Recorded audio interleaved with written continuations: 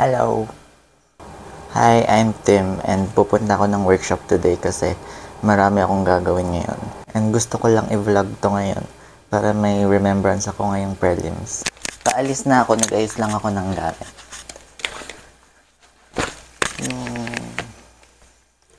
Mofu Sand. Nandito na ako ngayon sa workshop. Ang bilis na. Sobrang init. I'm vlogging.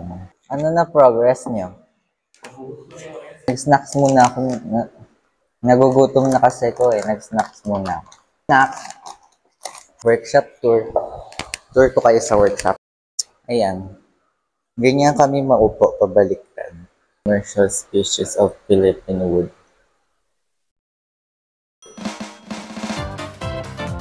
Ito ko ngayon sa workshop 1. And meron pang workshop dun sa loob. For our plate kasi sa materials. You're vlogging your evening. Yeah. Ano mag-aircon? Kasi buong Ba't wala daw? Aircon. I tried to pay, he begged me to stay. Babe, I'm not staying, I just wanna play. In the party, you just wanna romp. Big boots in the bus.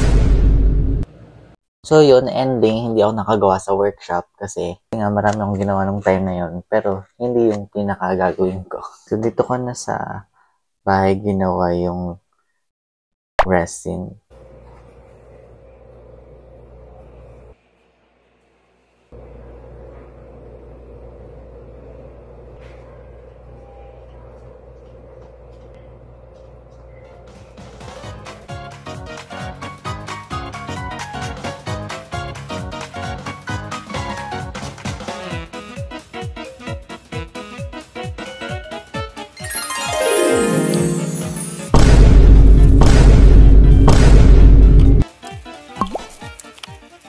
Dalawa kasi yung gagawin namin, isang coaster na provided ang design and then isa na own design. So sa una kong gawa, ito siya. Nag-feel nga ito eh kasi yung print talaga nito malinaw. Ito yung print niya. And ito siya nung nagawa ko sa resin. Siguro kung papaintan ko ng white to, mas magiging malinaw to. Nagkaroon na din siya ng crack. Bala ko siyang ulitin eh. Pero kung magkakaroon pa ako ng time, ulitin ko to. Kasabay nung own design ko. Hindi ko siya own design. Ano siya? Airheads. That is for prelims plate naman. Ito kasi activity. Tapos ito for prelim. Ito yung design na gagawin ko. Ito yung balloon sa airheads. Okay naman siya. Kasi na-achieve ko naman yung wave. Kasi ganun talaga gusto kong texture, yung wavy. Parang water. Clay yung ginamit ko sa pang mold. Eh, hindi pala dapat clay kasi yung resin pag nag-cure, umiinit siya. Ayos pa rin to. Lilinisan ko na lang. Ito na lang ipapasa ko. And meron pa kaming ginagawang isa sa industrial design naman. Yung form development at yung sketch model ng table lamp. So, ito pa lang yung progress ko kasi check siya mamaya. And okay lang kahit hindi siya tapos kasi 50% progress lang naman yung i-check sa amin. Yun na yung nagawa ko sa sketch model. Wait, dapat pala pinakita ko muna yun. So, ang una kasing step sa pag-design ng table lamp na tinuro sa amin ay form development muna. Ito yung mga form na ginawa ko. So, 10 siya.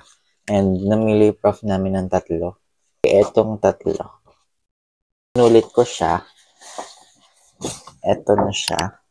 Tapos, namili siya ng 2. So, pwede ako pumili ng isa ng gagawin kong table lamp. And ito yung napili ko. Metal yung triangle and ito yung lights. After nga nito, ang ipapapasa naman is yung rendered na. Ito yung rendered. Yan. Ginawa ko siyang red kasi nga gusto ko siya maging balon yung itsura. Pag ginawa siyang lamp talaga, yung material na gagawin is glass para ma-shape siya na ganito. And ang grade ko dito ay 91. And ang suggestion ng prof ko sa akin ay trim ko daw tong triangle para mas maging maganda yung form. Ito siya. Inulit ko ulit kasi ganun talaga pag form development. Maraming ulit. Ito na siya ng rendered. Ayan, sinunod ko yung suggestion niya na i-trim ko. So, tinrim ko siyang ganyan. Nilakihan ko yung lights. Kasi dalawa yung lights niya. So, meron na ring description and color palette. Ang naging pangalan ko sa kanya ay Jelly Lamp. Basahin natin yung description ko. Jelly Lamp's form was developed with the concept of curvilinear volumes. On my first attempt, the triangular shape as the largest element with a cylinder and sphere above was the most fitting out of them. For the design I am conceptualizing. I want my design to be a glossy sugar glaze, candy, or cherry gummy, so molten glass and metal are the best materials to form my design. During the process of developing my final design, the triangular shape was cut in half and inflated to look like a molten metal.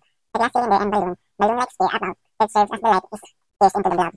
When the two glass material shapes are combined, they look like a matchstick that was broken because it was pierced into the metal. That will complete my final design for the jelly lamp. And naging grade ko dito ay 94 over 95. Okay na rin siya. And ngayon naman, ang next step namin ay sketch model. Gagawin na namin siyang 3D using clay or any materials. Ito na siya ngayon. Material foil, kaso naubusan ako kaya ganito itsura niya. Balutan ko ulit ng foil para maging smooth, tapos babalutan ko siya ng clay. Babalik na lang uli ako pag may foil na and pag matatapos na to.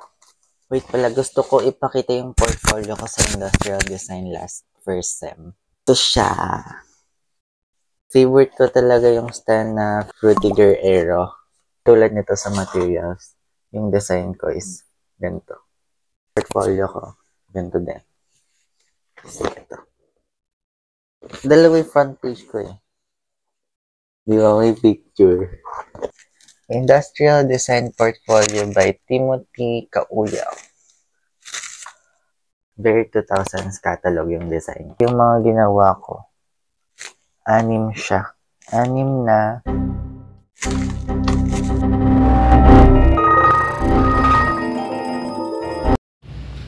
On the way ako ngayon sa workshop.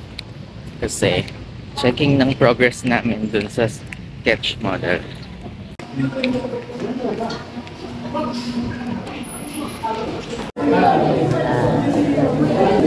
Nasa workshop na ako ngayon and na-checkan na yung sketch model.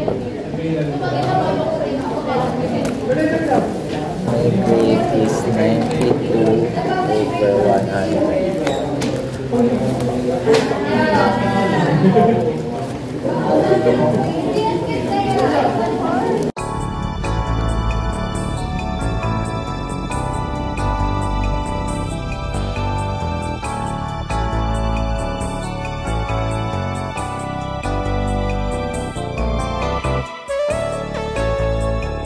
It's Friday, March 15. Tomorrow is the last day of our preliminary exams. And may mga backlogs pa pala ako. So, kailangan ko siyang masettle tonight before ako mag-exam.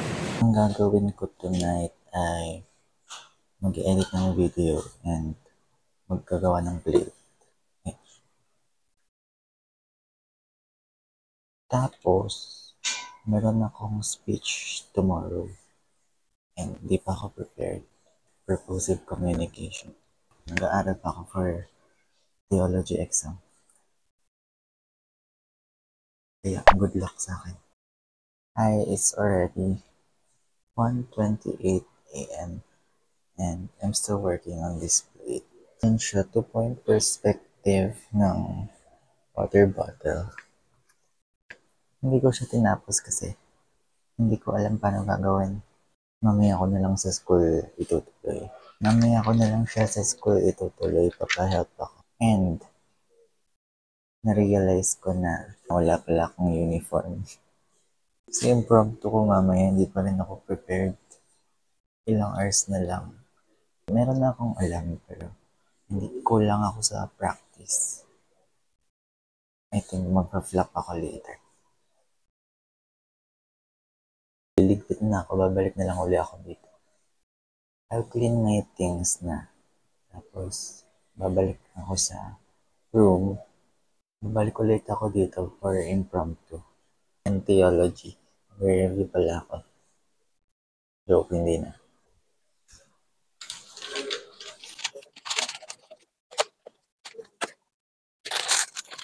Nandito na ako sa elevator. Baba na ako sa ground floor. Gusto ko na matulog pero hindi pa pwede. Pag uwi ko, babawa talaga ako ng tulog. Uwi ako agad. Promise. Hello! So, andito na ako sa school. Parang lyrics lang sa Spotify. Gumagano na. I'm so scared. Kinakabahan ako sobrang.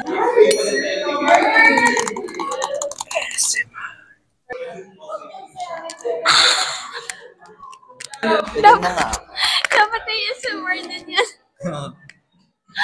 Lalagay ko sa YouTube ito. Ayoko, pag kinabuhos ko lang. Sa CR na lang ako maglalagay ng eye drops. My eyes are so dry. That's why I'm gonna put some sa CR. I'm vlogging. Hi Hello. guys, so it's 18 minutes before our speech. Yes, we're all scared. Scared to life.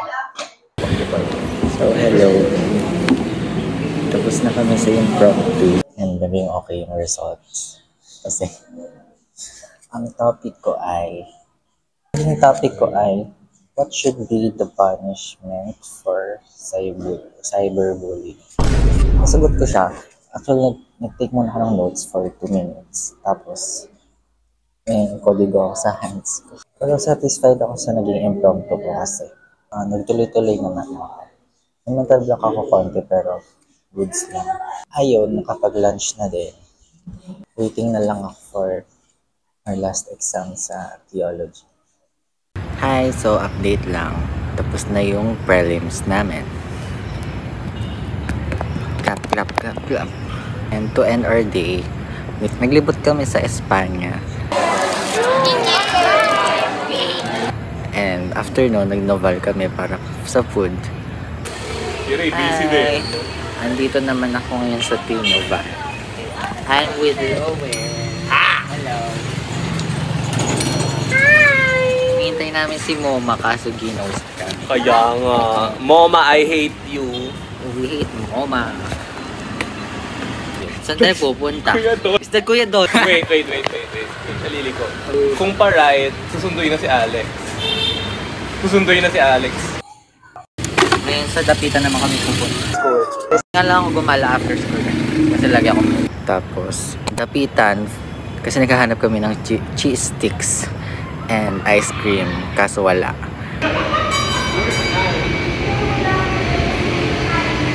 Last na pinuntahan namin ay Lacson for photo booth. Nag-insert na lang ako ng picture kung ano yung mga ginawa namin. Pero, sobrang tiring ng day na to. And pauwi na ako. Naggabi na. Anong oras na din? Pero ako na lang mag-isa. Umuwi na yung friends ko. And uwi na rin ako.